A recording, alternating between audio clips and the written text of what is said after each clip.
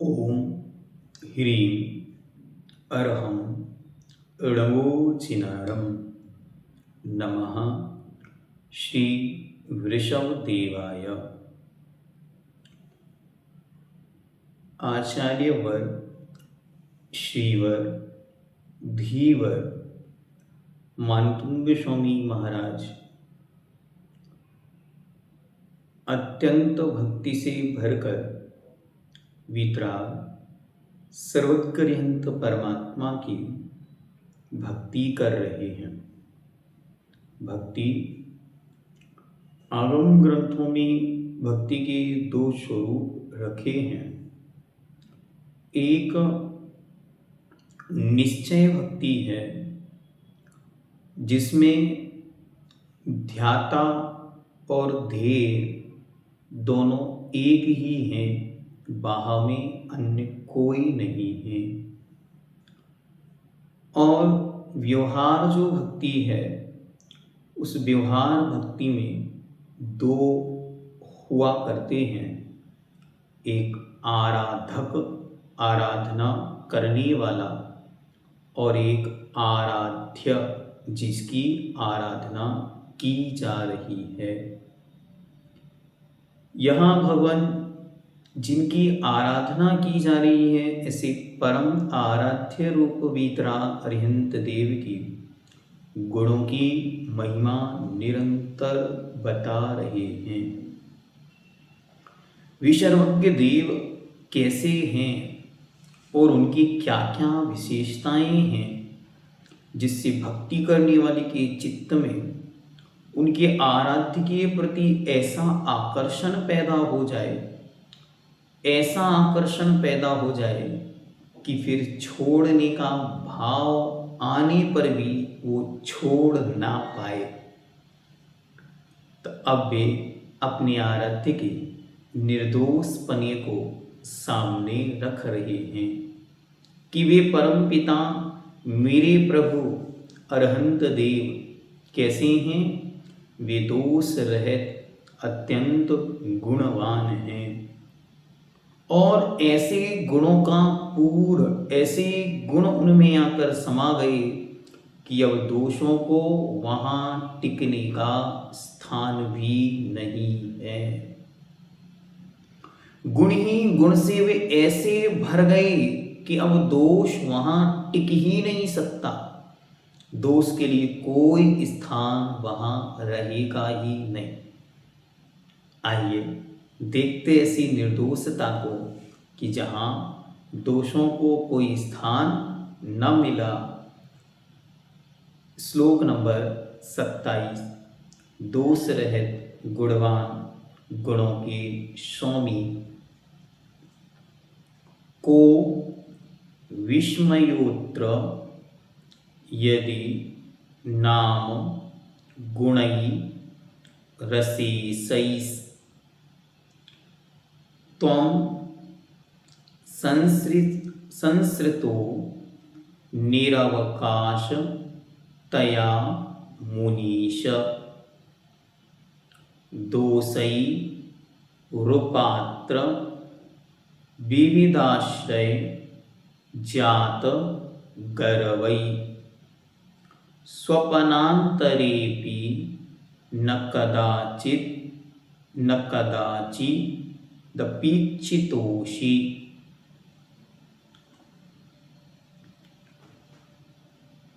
को विस्मयोऽत्र यदि नाम गुणैरशेषैस्त्वं संसृतो निरवकाशतया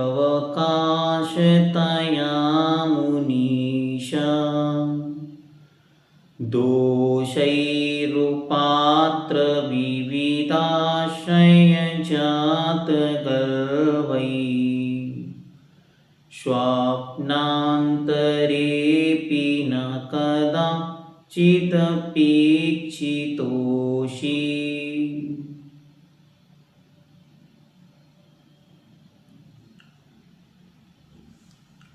एक एक शब्द का अर्थ देखें।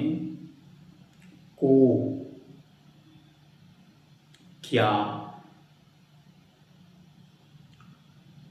विस्मयः आश्चर्य।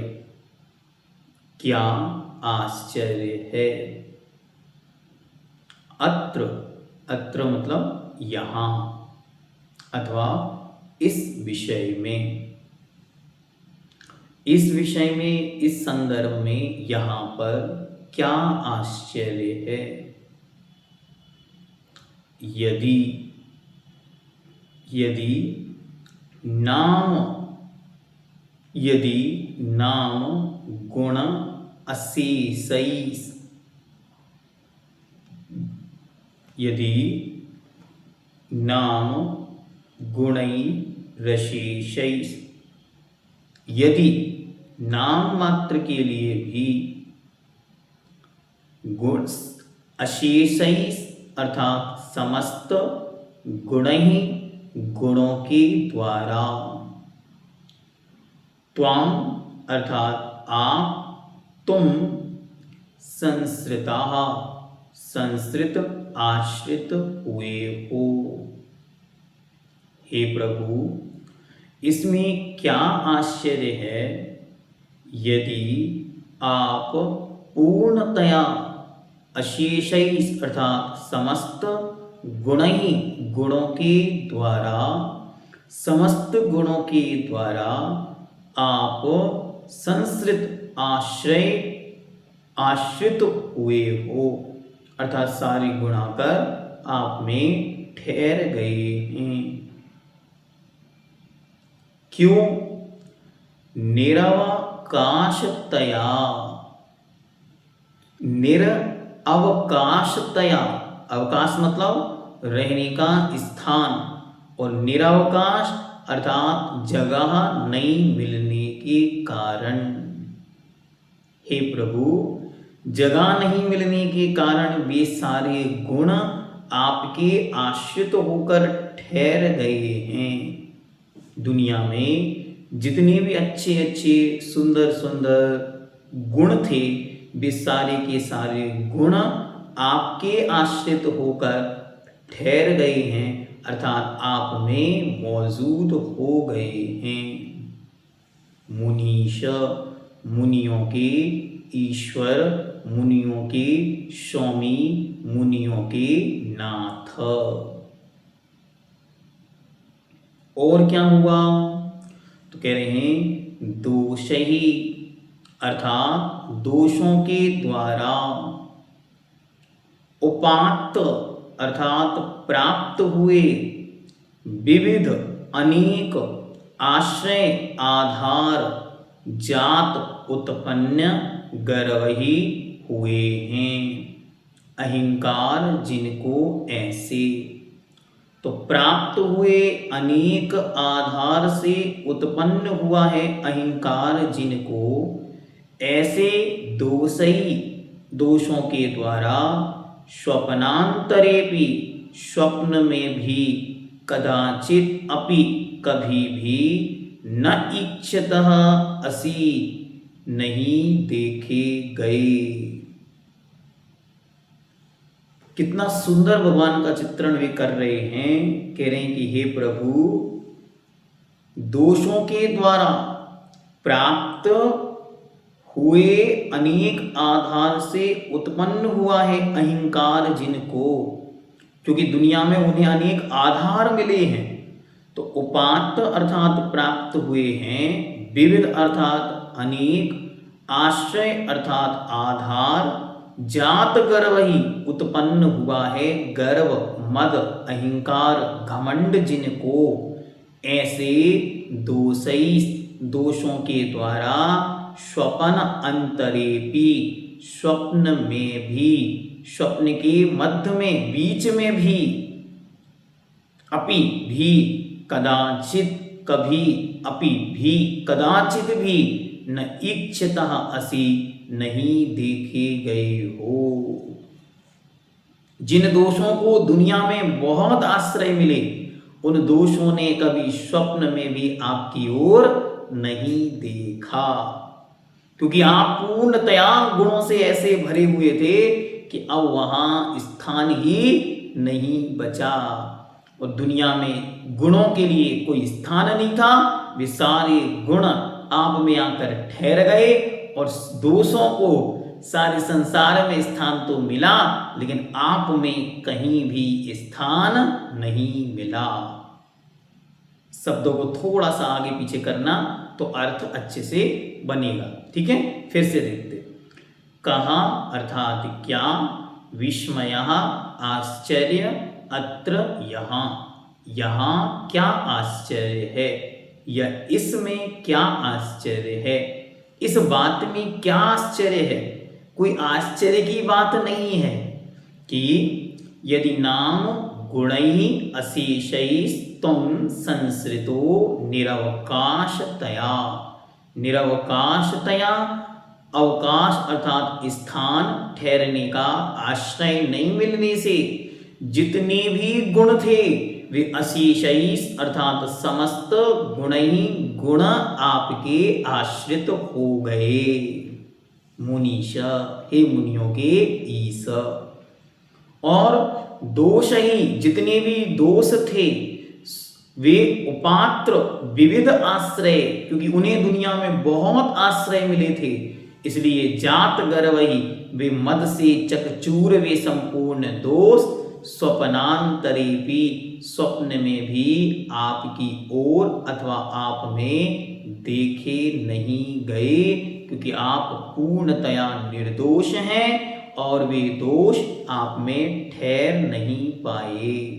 तो स्वप्नांतरेपि, स्वप्न में भी, अपि भी, ना कदाचित, ना कदाचित, कभी, अपि भी, ईक्षितः, ईक्षितः अर्थात देखे गए, असि तुम में। हे गुण निधान, हे गुणों के सागर, हे गुणों के स्वामी।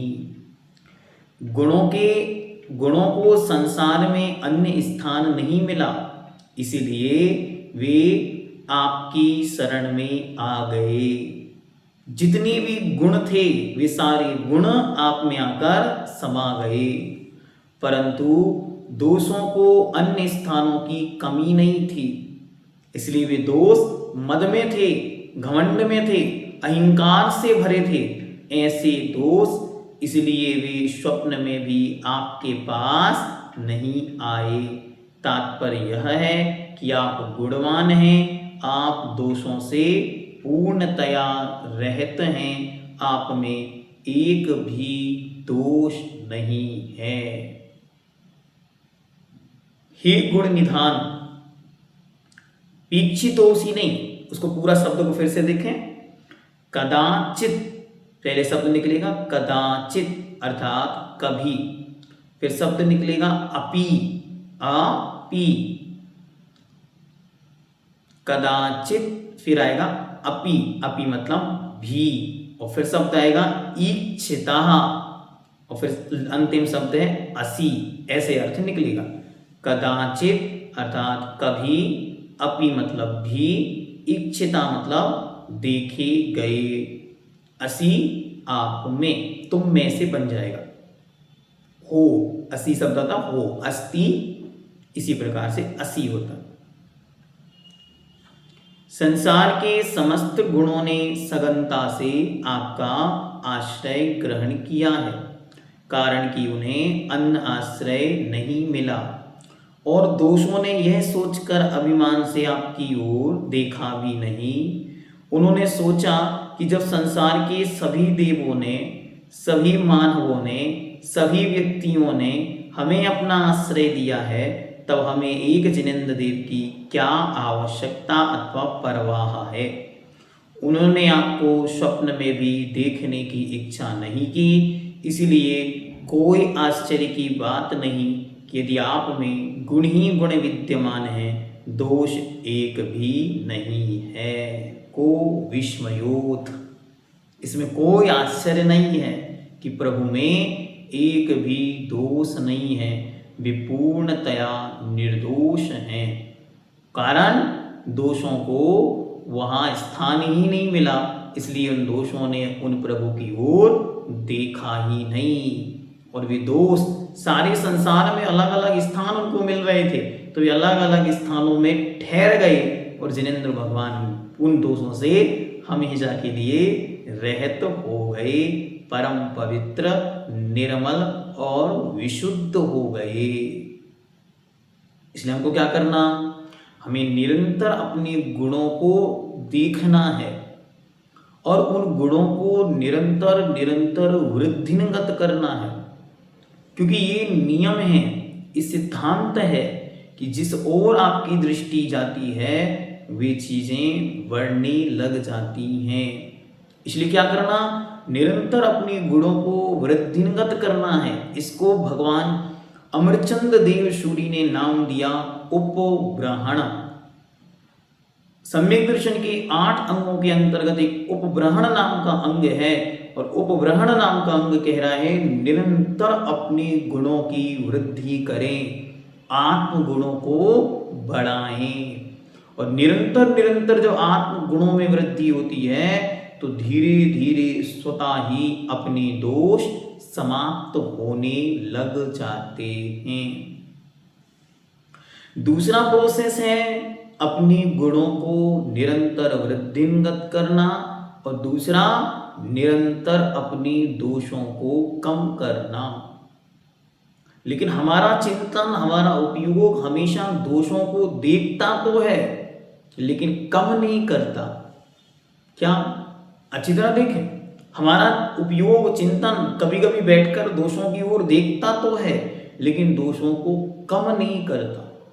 तो आज क्या करना है, आज आपको हमेशा के लिए संकल्प लेना है 27 नंबर श्लोक से कि अब हम निरंतर निरंतर गुणों की ओर देखेंगे, दोषों की ओर देखेंगे ही नहीं। क्योंकि जब गुणों की ओर देखेंगे तो गुण बढ़ेंगे और जितनी जितनी गुण बढ़ेंगे उतने उतने दोष अपने आप धीरे धीरे कम होते चले जाएंगे, क्योंकि हम निरंतर गुणों पर काम करना शुरू करते हैं। आप अच्छी तरह अपनी डायरी मेंटेन कीजिए और उसमें पहले दिन ही अपने सारे दोष, अपनी कमियां, अपनी गलतियां एक बार लिख लीजिए। ठीक, ये मेरा दोष, ये मेरी गलती, ये मेरी समस्याएं, ये मेरी परेशानियां। अब जो जो अपने दोष, अपनी गलतियां आपने पॉइंट आउट किए हैं, उनके सामने, उनके अगेंस्ट में कौन सा गुण है, कौन सी अच्छाई है, कौन सी विशेषता है और कौन सा कार्य मैं कर सकता हूं टू ओवरकम इट। क्या करना, जैसे मुझे डर लगता है, मुझे छोटी छोटी सी बात में संदेह होता है, सामने लाइए निर्भयता, निशंकित नाम का गुण रखिए और निशंकित नाम का गुण आपकी शंका को, आपके संदेह को कम करेगा। आपके अंदर थोड़ी थोड़ी सी चीजों में कुछ मांगने की भावना आती है, कुछ चाहने की भावना आती है, कांक्षा आती है, लोभ प्रवृत्ति, गिद्धता आती है और कभी भी हमारा मन, हमारी श्रद्धा निर्मल नहीं रह पाती है। तुरंत दूसरे नंबर का गुण रखिए निकांचित। निकांचित को हाईलाइट कीजिए, निकांचित की विशेषताओं को लिखिए। कागज में डायरी के पन्ने पर सबसे ऊपर लिखिए निशंकित, नीचे बिंदु 1 2 3 4। हम कैसे निकांचित, निशंकित रह सकते हैं, उन एक एक पॉइंट को, पॉजिटिव पॉइंट को, अपने पॉजिटिव आउटकम्स को लिखना शुरू कीजिए। तो 8 पृष्ठ 8 दिन, 1 सप्ताह लगेगा आपके अंदर अपनी पॉजिटिविटी बढ़ाने में। एवरीडे 1 पॉइंट, हर दिन 1 पॉइंट लिखना है। तीसरे दिन हम घृणा, ईर्ष्या और हीनता की भावना हमारे अंदर है, सबके अंदर है। ये कुछ स्पेशलिटीज हैं। छोटी सी किसी की भी कमी को देखकर घृणा का भाव आ जाता है, किसी भी बड़ी चीज को देखकर, अपने से सुपीरियर को देखकर तुरंत ही हीनता का भाव आ जाता है, नेगेटिविटी आ जाती है। तुरंत अपने सामने एक गुण रखिए जिसका नाम है निर्विचिकित्सा और बार बार अपने उस गुण पर काम कीजिए कि निर्विचिकित्सा मतलब घृणा से रहित होना, उसे निर्विकार होने की जो चिकित्सा है उसी का नाम है निर्वी चिकित्सा। घृणा से दूर होने की चिकित्सा, इलाज जो है उसी का नाम है निर्वी चिकित्सा। फिर अपने अंधविश्वास, अपनी अंधश्रद्धा, अपने द्वारा सोची गई छोटी छोटी सी बातें, हम मंगलवार के दिन अगर ऐसा करते हैं तो हमारे साथ ऐसा होता है, ये क्या है? ये अंधविश्वास है और ये हमारे पर हावी है। ये क्या करता है? ये हमें बहुत सारे कामों को नहीं करने देता और कभी कुछ होता है तो हम तुरंत उस इंसिडेंट को इन चीज़ों से जोड़ लेते हैं। इसे अब हमें दूर करना है। तो हमारे सामने एक गुण है जिसका नाम है अमूढ़ दृष्टि। उस अमूढ़ दृष्टि को सामने रखिए।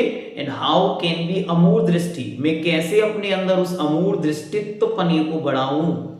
और उस अमूढ़ दृष्टिपना जैसे जैसे मेरे अंदर बढ़ेगा, मेरी अज्ञानता, मेरी मूर्खता, मेरा अंधविश्वास और मेरी बुरी मान्यताएं धीरे धीरे मुझ में से कम होती चली जाएंगी।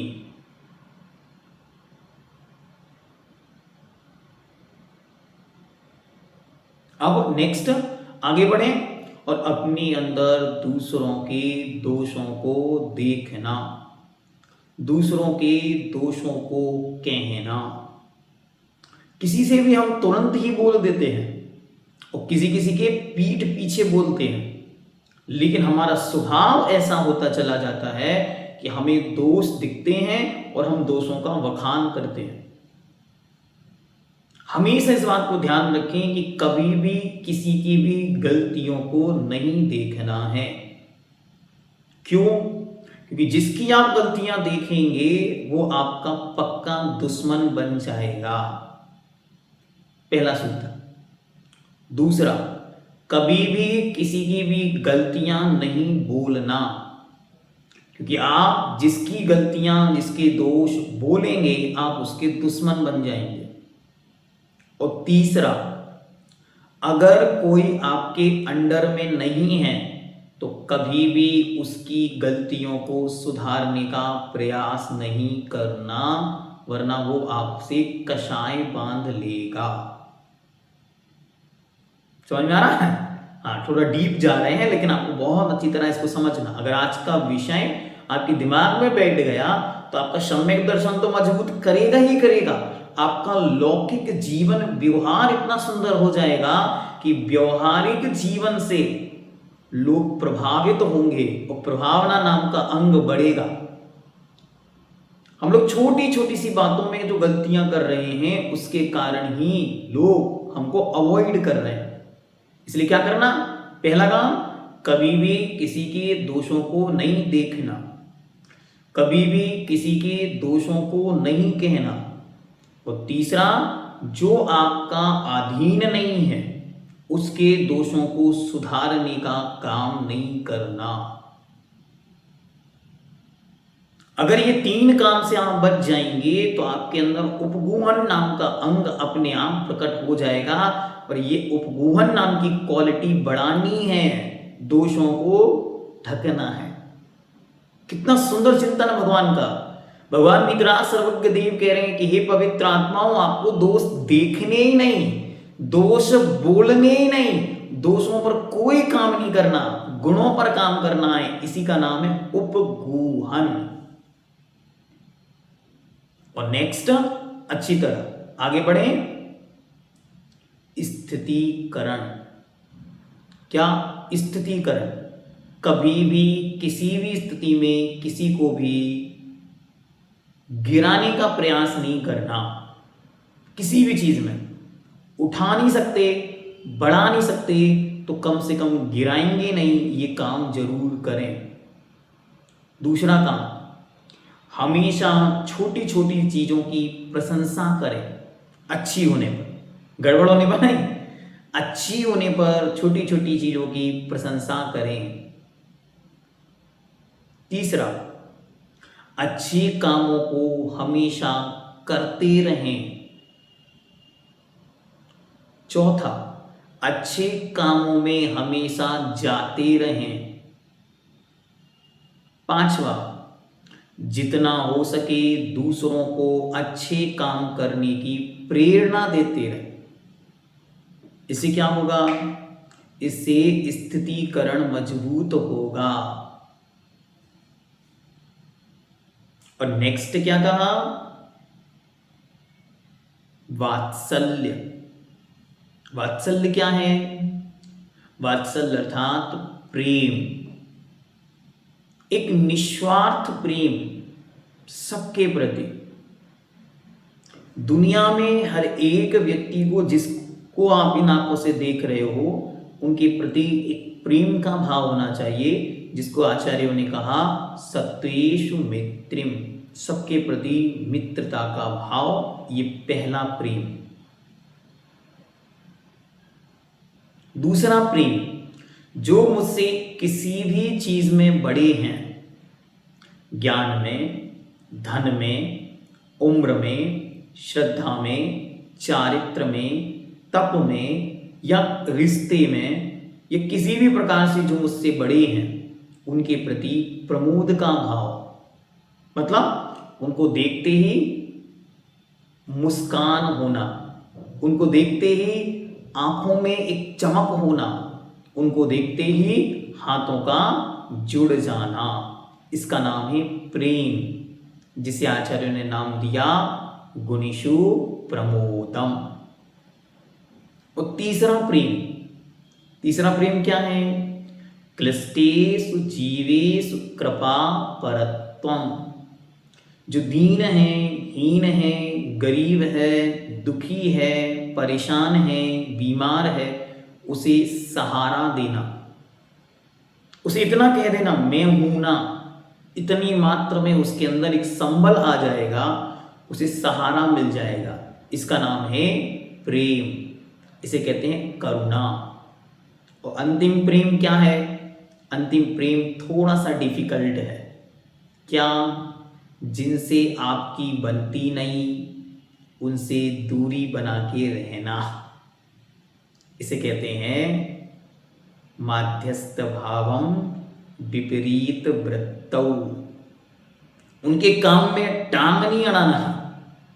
हर ए लेवल पर वो अच्छा करें तब भी वहां नहीं जाना, भी बुरा करें तब भी वहां नहीं जाना, क्योंकि वो अच्छा करेंगे और आप जाएंगे तो उन्हें लगेगा कि आप गड़बड़ करने आए हैं, और वे बुरा करेंगे और आप वहां जाएंगे तो उनको लगेगा कि आप उनके बुरे में उनको गिराने आए हैं।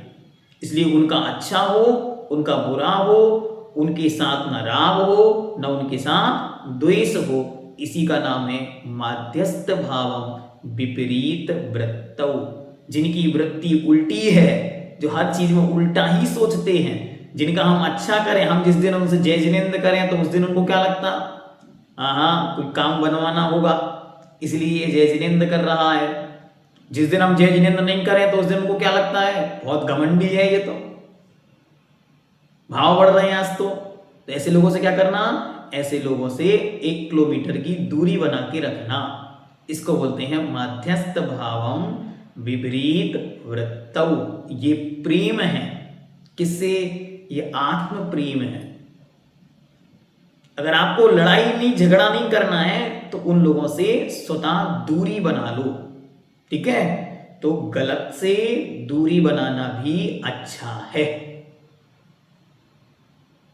और नेक्स्ट अंतिम है प्रभावना। छोटे छोटे से काम करते रहो जिससे जिन शासन की महिमा बढ़े। छोटे छोटे से काम हमेशा करते रहो जिससे विक्रांत अरिहंत देव के प्रति लोगों की श्रद्धा बढ़े। छोटे छोटे से काम करते रहो जिनसे लोगों को लगे कि जिनेंद्र भगवान के सेवा करने वाले, जिनेंद्र भगवान को मानने वाले ये जैन लोग इतने अच्छे होते हैं। उनकी श्रद्धा में, उनके विश्वास में अरिहंत भगवान का शासन जीवंत हो। जैसे गर्मी बहुत है, आप प्याऊ लगा रहे हैं, प्याऊ के ऊपर लिखो भगवान महावीर स्वामी की दिव्य करुणा से प्रेरित होकर। ये वाक्य जब कोई पढ़ेगा तो उसके दिमाग में तुरंत भगवान महावीर क्लिक होंगे। राव का परिवार की ओर से लिखवाने की जरूरत नहीं है, भगवान महावीर स्वामी की पवित्र प्रेरणा करुणा से प्रेरित होकर तो उसके हृदय में भगवान महावीर आएंगे जब वो एक बार शब्द को पढ़ेगा। कभी कभी छोटे छोटे से काम, जिन कामों से दुनिया को कोई फर्क नहीं पड़ता, लेकिन वो काम किसी एक के चित्त में भगवान के शासन की स्थापना कर देते। जैसे स्कूल खुलने वाले हैं, आप अपने घर में जो बर्तन वाले हैं, कपड़े वाले हैं, बाई है, मेड है, दुकान में जो काम करने वाले हैं, ड्राइवर हैं, इनके किसी एक के बच्चे की पूरी फीस अपनी तरफ से भर दो। बताना नहीं, कोई प्रचार का काम नहीं। उससे पूछो भैया कितना खर्च होता है, इतना इतना खर्च होता है, पैसे देने की जरूरत नहीं, उसके स्कूल में जाकर उस स्थान पे जाके उसकी फीस भर के आ जाओ। किसी एक बच्चे की, किसी एक व्यक्ति की पढ़ाई के साधन, उसे टिफिन बॉक्स, बैग, कॉपी, किताब, पेन, पेंसिल, पूरी किट अपनी तरफ से तैयार करो और बहुत अच्छी तरह एक डायरी, एक किताब में ऊपर लिखो भगवान महावीर स्वामी की करुणा से प्रेरित होकर, और उसको दे दो।